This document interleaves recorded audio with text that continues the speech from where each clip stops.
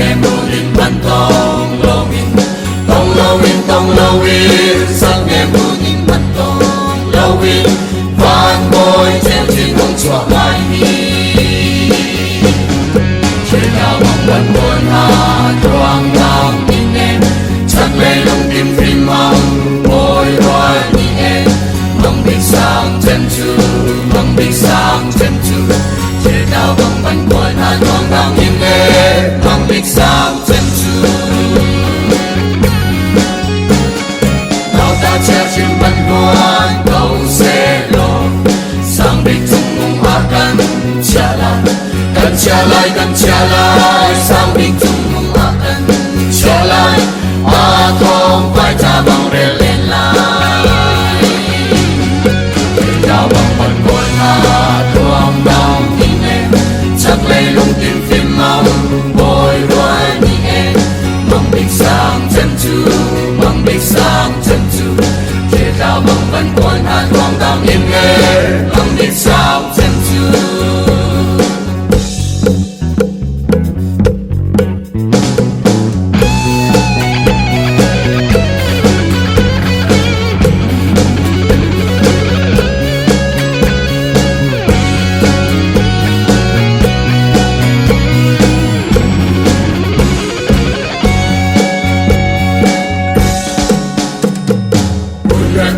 sang chung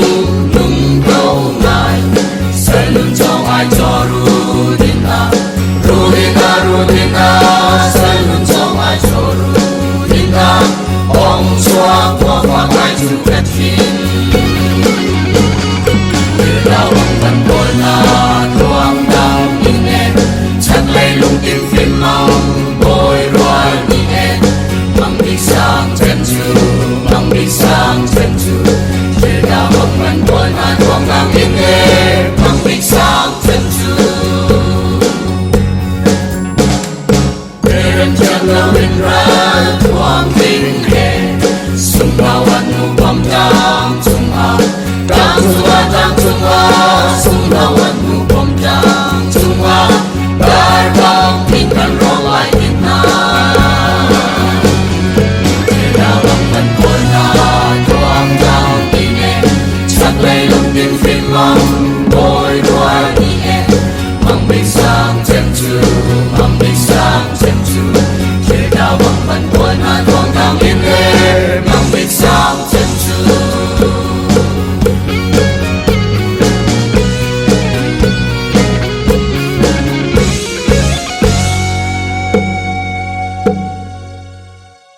Down bỏ khao y chung nhắm nhá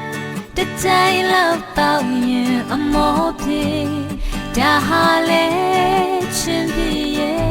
để lệ được khu ba